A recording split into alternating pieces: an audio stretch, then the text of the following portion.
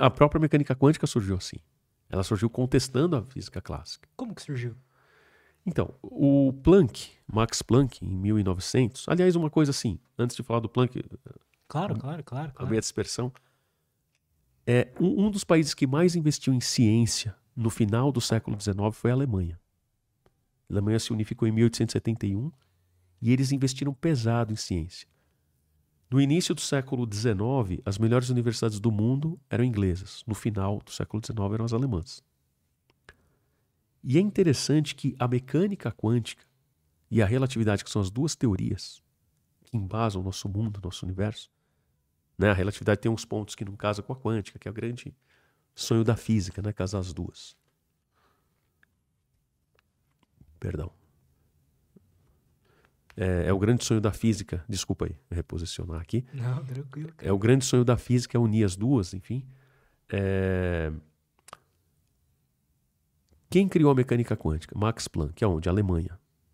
E a relatividade? Einstein, de onde ele é? Alemão. Não é coincidência. Os caras investiram pesado em ciência.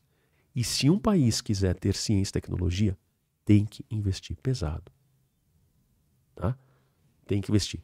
Se um país investe em ciência e tecnologia, vai ter retorno.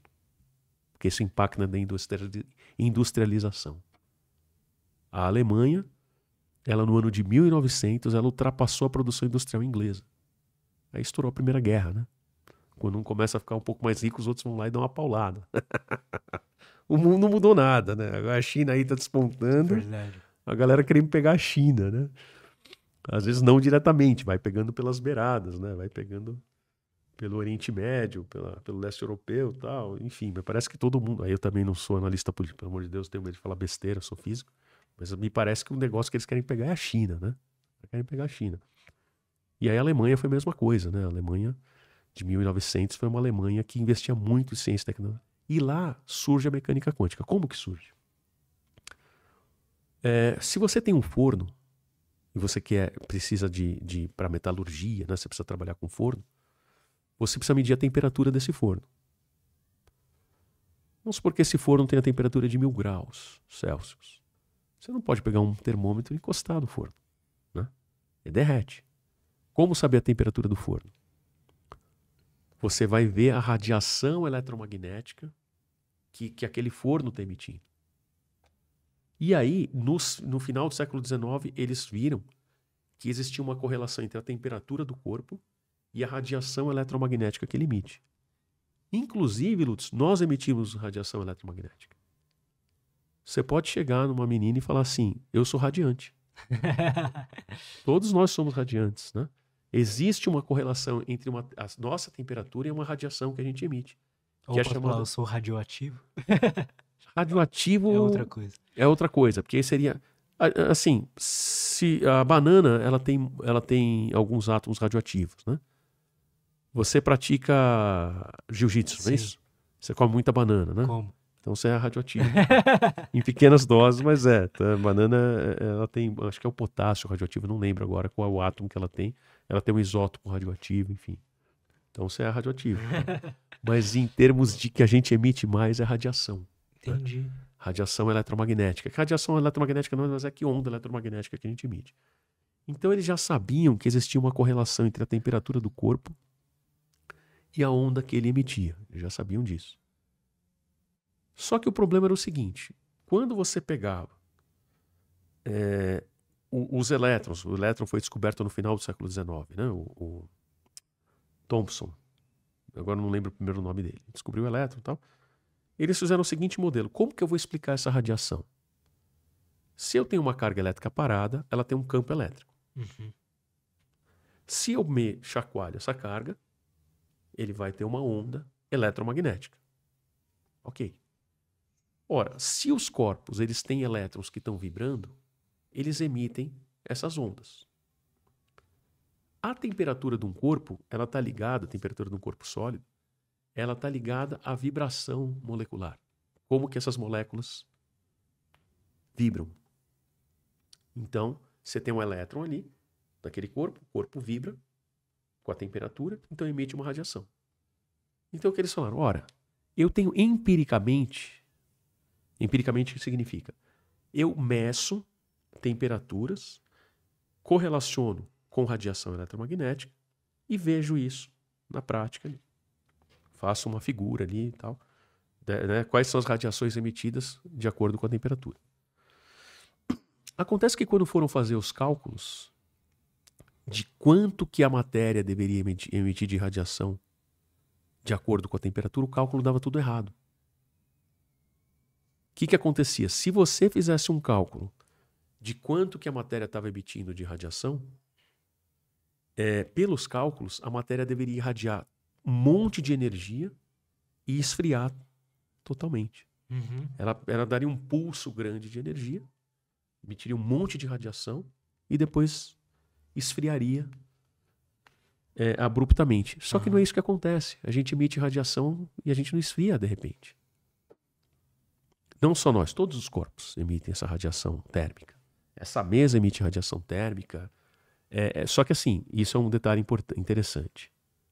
Até se eu tiver muito disperso, por favor. Não, tá ótimo. Era legal até você ter um fio elétrico que você apertar um botão para dar um choque quando estiver sendo disperso. Eu começo a viajar. Que eu a gente sou tá meio... aqui pra viajar, cara. Valeu, obrigado, digníssimo. E aí, essa radiação eletromagnética, quando ela é emitida por todos os corpos, né? Por exemplo, se eu pegar essa garrafa e deixar na temperatura do corpo humano, ela emitiria a mesma radiação que a gente emite. É uma radiação que depende da temperatura. Só que os cálculos da física clássica não batiam com o que se observava. E eles falaram, e agora? E aí apavorou o pessoal. Acharam que a física clássica, então, estava errada em algum nível. Exatamente. Só que eles não queriam admitir que estava errado, então porque não que não queriam. Pô, você tem uma teoria que explica tudo. Só um fenômeno particular não está explicando. Total. Então o que eles pensaram? Não, é que o cálculo está errado. E aí começaram a fazer modelos. Vamos introduzir uma correlação entre a frequência e a amplitude, né, que é a distância que anda. Começaram a pôr várias hipóteses e foi uma época de muitas hipóteses colocando e nenhuma hipótese explicava a radiação que estava sendo observada. Nenhum cálculo estava explicando por que ela emite a radiação, em vez de emitir tudo de uma vez, ela vai emitindo aos poucos. E isso até salva a nossa vida. Se não fosse assim, a gente perderia todo o nosso calor e morreria. E aí o Planck, num domingo de 1900, bebendo cerveja, tá? Não é pro pessoal beber cerveja igual ele, eu não sei quanto que ele bebeu, mas ele narra na autobiografia dele. Ele tava bebendo cerveja. Até me arrependi de falar que ele tava bebendo cerveja.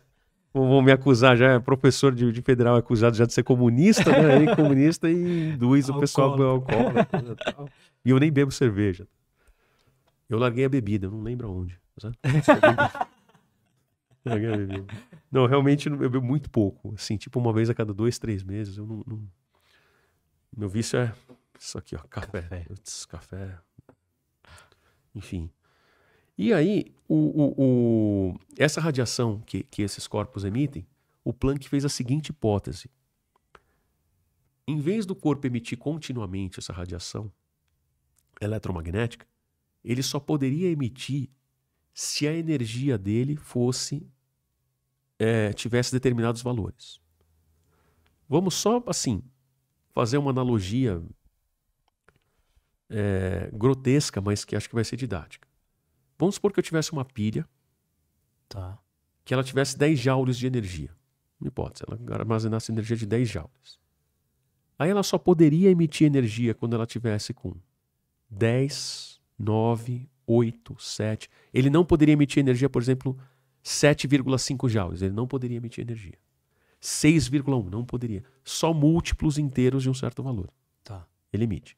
Isso faria com que a matéria não irradiasse tudo de uma vez. Fosse uma emissão mais moderada. Né? Quando ele fez esses cálculos com essa hipótese, né, que inclusive assim, era uma constante vezes a frequência de vibração da partícula. Essa era a unidade de energia. Tá. Essa constante hoje é chamada de constante de Planck. Eu acho isso mó legal. Se um dia eu fizer uma descoberta, eu vou pôr meu nome.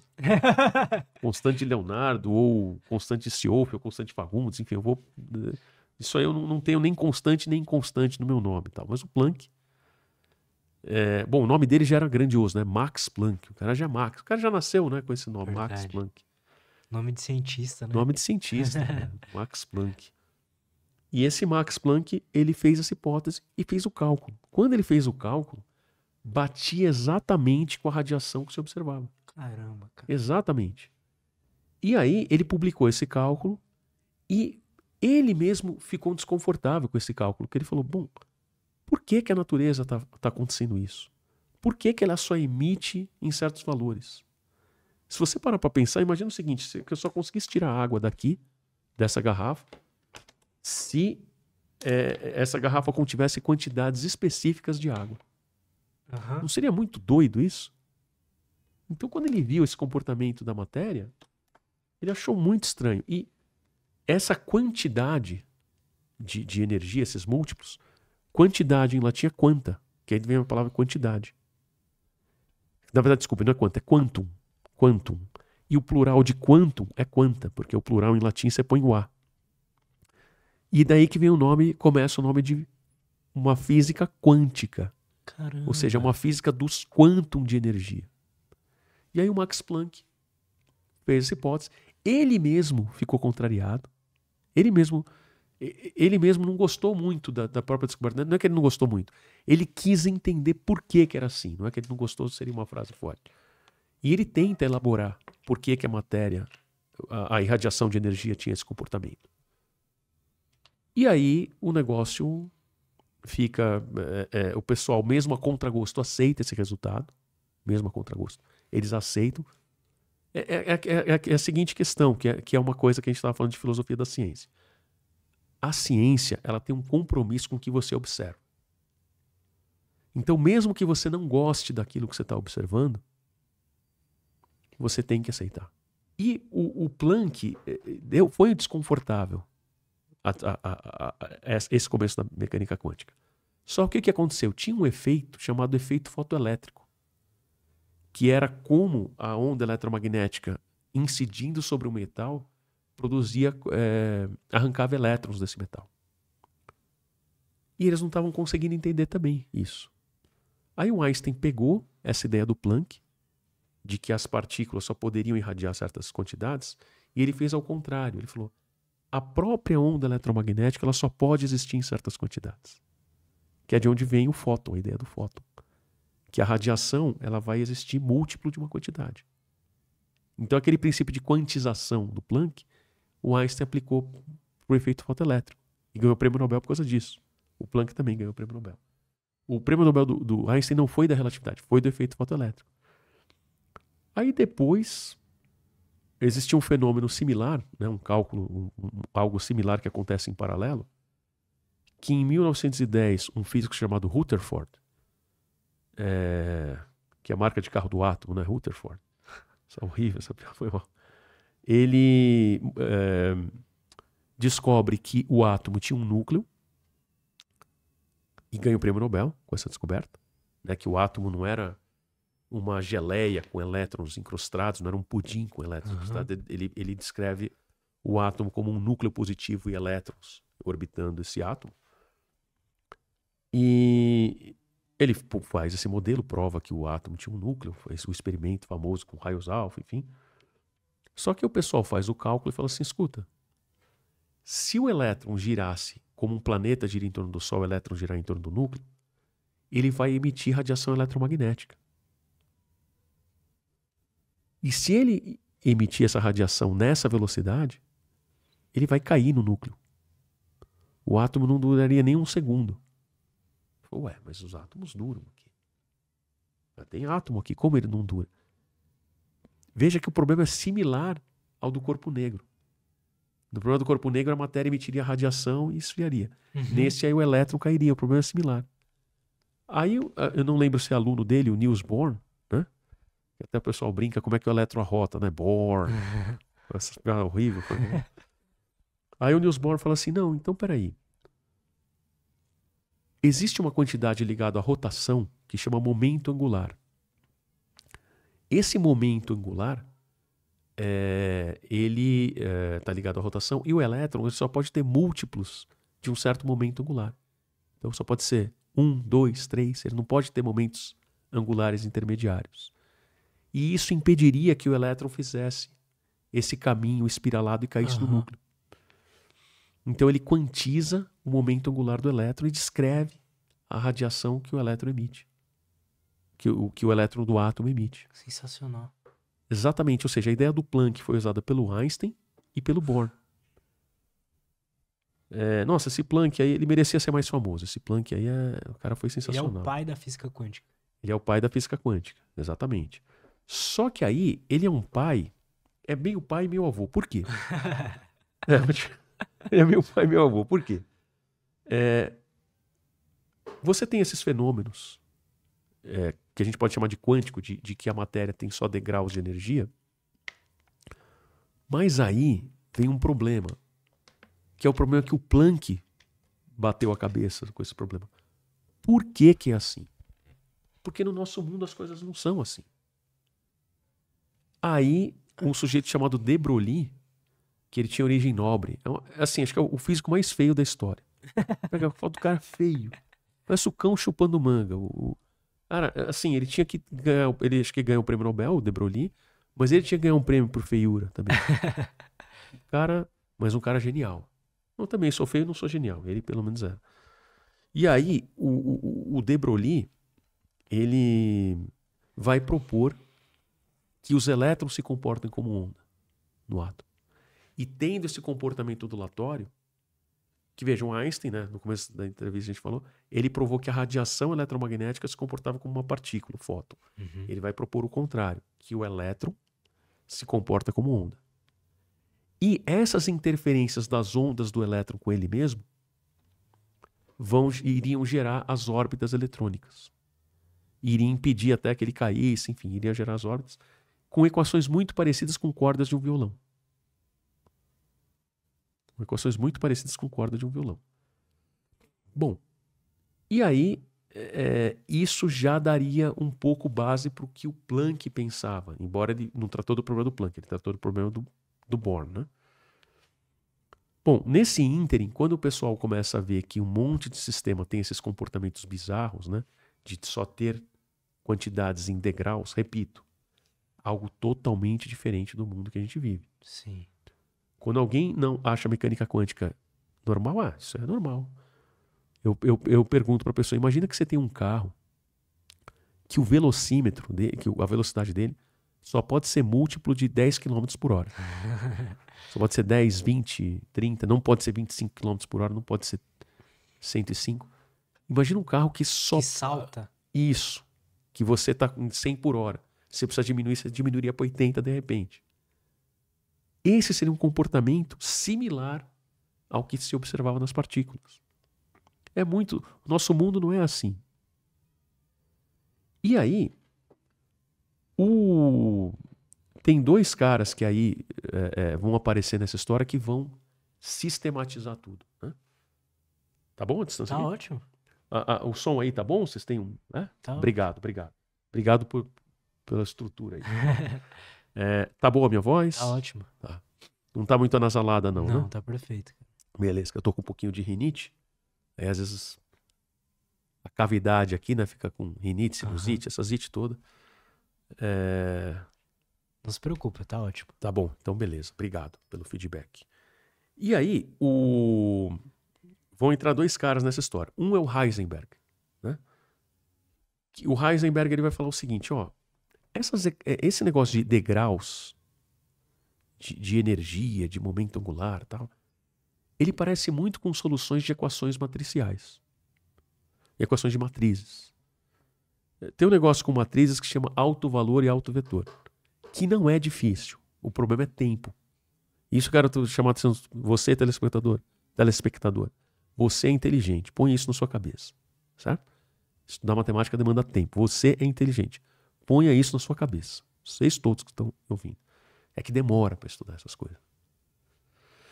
E aí, ele viu que esses degraus de energia pareciam soluções de equações de matrizes. E aí ele falou, eu vou propor que a natureza, as leis da natureza não é mais leis de trajetórias de partículas, mas de soluções de equações abstratas, totalmente abstratas. E ele punha as equações das matrizes e resolvia e descrevia tudo que estava ali. Ou seja, aqueles degraus de energia não eram uma exceção. A natureza era daquele jeito. É o nosso mundo macroscópico que ele esconde, devido a um problema de escala, esses degraus de energia. Porque esses espaçamentos de energia são muito pequenos em relação às nossas energias aqui. A energia de um cara andando, de um carro andando, de uma pessoa andando, de uma lesma andando, é muito maior do que essas escalas de energia. Então parece que é tudo contínuo no mundo, né? Mas aí o Heisenberg, ele notou que inclusive até alguns sistemas não são degraus de energia. Tem sistema de energia que é contínuo, um monte. Não eram todos, mas ele justificou com a equação quando, em que condições você apareceriam esses degraus. Maneiro.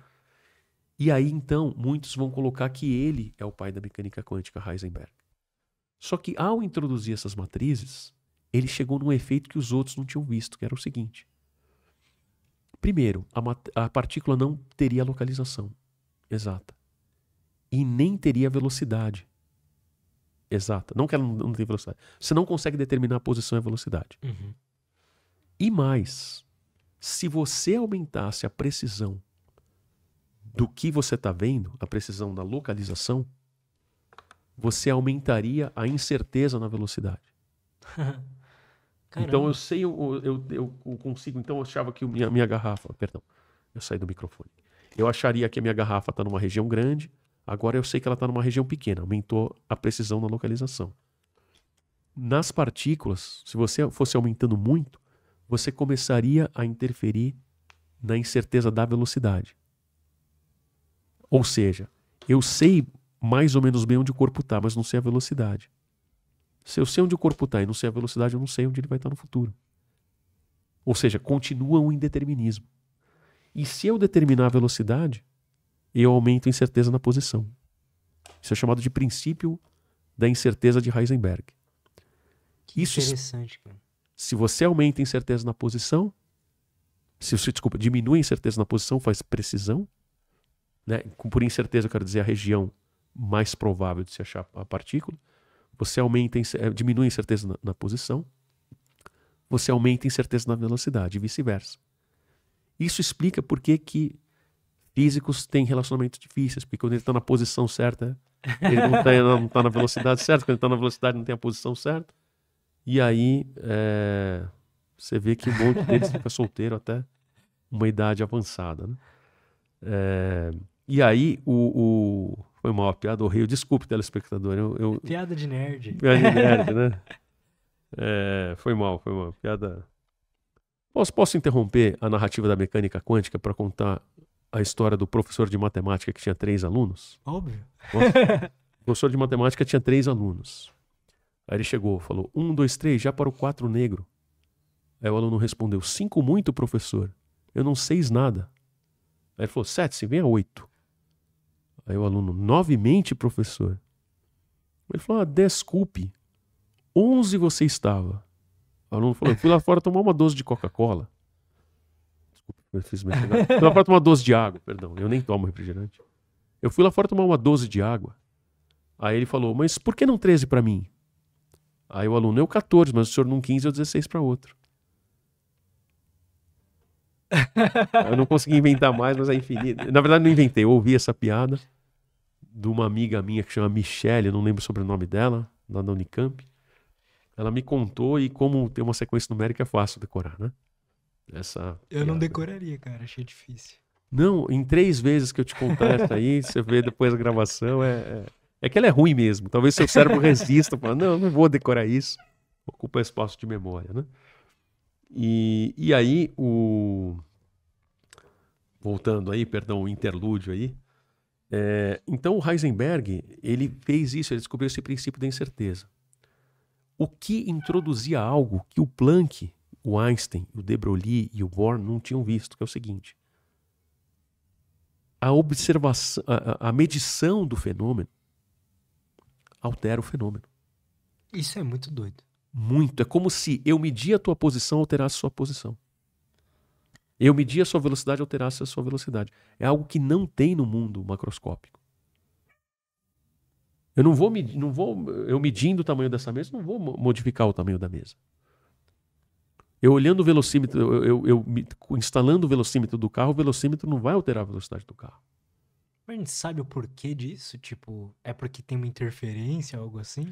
Então, aí é que tá. O que a gente tem são equações que explicam isso. Aí as interpretações são múltiplas, né?